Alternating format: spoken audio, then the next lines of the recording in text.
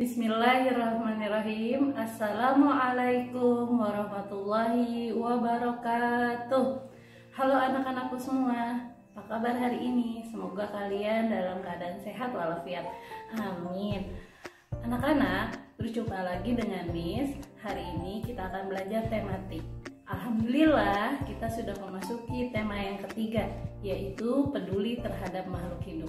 Hari ini kita akan membahas tema 3, subtema 1, pembelajaran 1.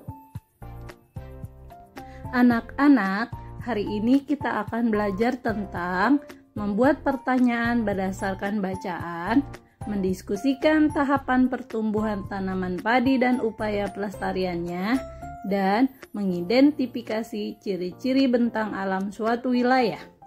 Sebelum kita mulai pembelajaran, marilah kita awali dengan membaca basmalah. Bismillahirrahmanirrahim. Marilah kita amati penjelasan berikut ini.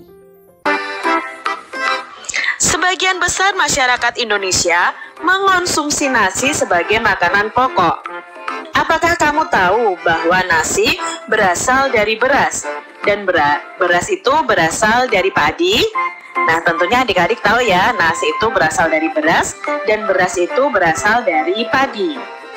Mari kita mengenal lagi lebih dalam tentang tanaman padi. Padi adalah tanaman yang sangat penting di Indonesia. Padi itu menghasilkan beras. Banyak penduduk Indonesia yang mengonsumsinya. Padi dapat tumbuh di daerah panas dengan curah hujan yang tinggi. Daerah utama penghasil padi adalah Jawa Barat, Jawa Timur, Jawa Tengah, Sulawesi Selatan, dan Sumatera Utara. Karawang, Jawa Barat dikenal sebagai lumbung padi nasional. Pertumbuhan padi dibagi menjadi 3 tahap besar adik-adik. Pertama-tama, benih atau biji padi dimasukkan ke dalam karung goni dan direndam 1 malam di dalam air mengalir supaya perkecambahan benih bersamaan. Selanjutnya, benih-benih itu ditanam di lahan sementara. Petani juga mengairi, memberi pestisida dan pupuk pada tanaman ini. Bibit yang telah siap dipindah ditanamkan ke sawah adik-adik.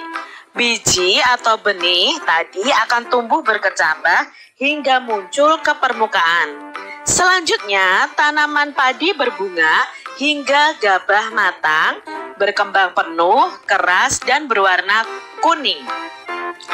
Gabah adalah bulir padi yang terbungkus dalam sekam. Sekam itu artinya kulit padi adik-adik. Gabah ini nantinya yang akan dijadikan benih lagi. Tahap pertumbuhan padi itu berlangsung antara 110 hari hingga 130 hari. Setelah panen padi, gabah ditumbuk dengan lesung atau digiling sehingga sekam atau kulit padinya itu terlepas dari isinya. Bagian isi inilah yang berwarna putih, kemerahan, ungu, atau bahkan hitam yang disebut dengan beras yang kita konsumsi setiap hari, yaitu nasi. Nah, dari bacaan tadi ada pertanyaan nih adik-adik. Apa sih isi bacaan di atas tadi? Ya, isinya adalah menceritakan tentang tahap pertumbuhan tanaman padi.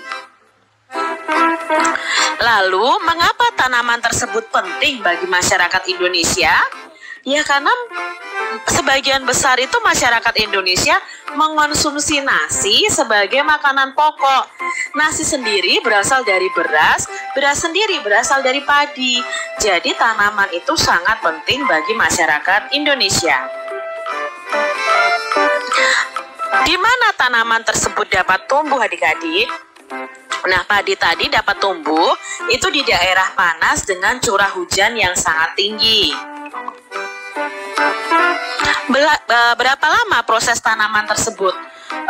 Dari tadi ya, berkecambah sampai nanti panen itu membutuhkan proses sekitar 110 sampai 130 hari. Jadi 4 bulanan lebih tahap pertumbuhan padi berlangsung. Apa yang dimaksud dengan gabah dari bacaan tadi? Nah, gabah itu adalah bulir padi yang terbungkus dalam sekam atau kulit padi. Nah, itu tadi yang dimaksud dengan gabah. Kamu sudah belajar tentang bagaimana padi tumbuh. Isilah diagram berikut berdasarkan bacaan tadi. Nah, ini adalah diagram yang harus kalian isi tentang pertumbuhan padi. Di sini Kak Citra sudah mempunyai contohnya ya, ada gambarnya juga. Pertama-tama, benih padi itu direndam 1 malam di dalam air.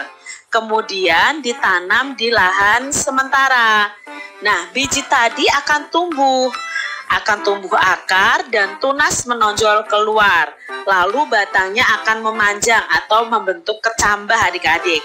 Nah, setelah kecambah itu sudah bertumbuh, lalu kita tanam. Nah, tanaman padi lalu berbunga hingga gabah matang, berkembang penuh, keras dan berwarna kuning dan siap untuk dipel sampai panen. Nah, ini prosesnya akan berulang-ulang lagi karena dari gabah inilah nanti yang akan direndam lagi, lalu menjadi kecambah dan begitu seterusnya.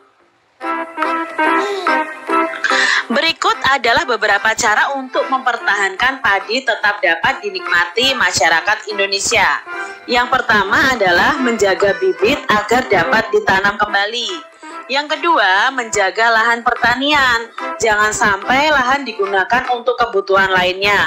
Misalnya dijadikan untuk bangunan ya, mendirikan bangunan. Nah, itu nanti akan mengurangi lahan pertanian dan otomatis produksi padi sendiri, produksi beras sendiri juga akan menurun adik-adik. Lalu kita bisa menjaga kebersihan lingkungan sekitar. Sampah akan menyebabkan banjir. Nah, apabila terjadi banjir, maka tanaman padi tidak akan tumbuh adik-adik, akan rusak. Jadi petani tidak akan bisa panen. Saluran air yang mengalir di sawah itu harus dijaga agar tetap mengalir. Nah, kita juga tidak boleh menggunakan beras berlebihan. Jadi penggunaan beras yang tidak berlebihan. Jumlah penduduk yang meningkat akan meningkatkan kebutuhan yang besar terhadap padi. Jadi adik-adik kita juga harus berhemat dalam penggunaan beras ini. Jangan kalian saat makan terus kalian tidak habis kalian buang. Nah, itu sayang sekali.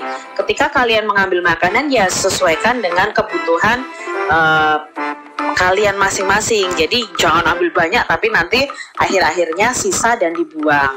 Jangan seperti itu ya adik-adik. Penggunaan beras sesuai kebutuhan juga akan sangat membantu untuk mempertahankan padi tetap bisa kita nikmati. Amati gambar berikut ini adik-adik. Tuliskan sedikitnya 5 pertanyaan tentang gambar tersebut. Nah, ini adalah gambar di pantai, ini gambar pegunungan, ini gambar sawah. Nah, kita buat 5 pertanyaan berdasarkan gambar tersebut. Di sini Kak Citra membuat 5 pertanyaan. Adik-adik bisa membuat pertanyaan yang berbeda dengan Kak Citra.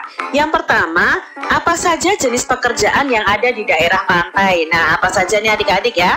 Di sini berarti ada nelayan ya. Lalu pertanyaan yang kedua, mengapa penduduk daerah pantai banyak menjadi nelayan? Karena ya ini adik-adik di pantai sendiri, di laut sendiri itu banyak sekali ikan. Nah, ini makanya orang-orang di sekitarnya ya pergi menangkap ikan dan kebanyakan menjadi nelayan. Mengapa di daerah pegunungan banyak penduduk bekerja pada perkebunan? Nah, ini yang gambar kedua. Apa saja pekerjaan yang dilakukan penduduk di daerah pegunungan? Nah, untuk di daerah pegunungan sendiri itu pekerjaannya macam-macam ya adik-adik ya. Ada yang pemetik teh, ada yang berkebun, lalu ada juga yang bercocok tanam, seperti itu pekerjaan mereka. Lalu yang kelima, mengapa di dataran rendah banyak terdapat lahan persawahan? Anak-anakku yang soleh dan solehah, mari kita lanjut ke materi tentang ciri-ciri bentang alam suatu wilayah. Wilayah Indonesia membentang dari Sabang sampai Merauke. Bentang alam Indonesia dibagi menjadi beberapa wilayah, yaitu dataran rendah, dataran tinggi, dan pantai. Mari kita amati bentang alam Indonesia dan pemanfaatannya.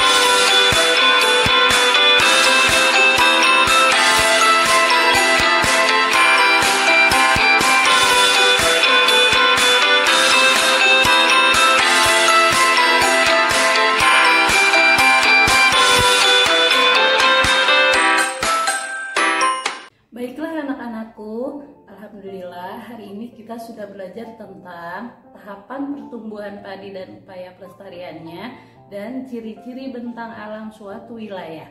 Alhamdulillah, pembelajaran kita hari ini sudah selesai.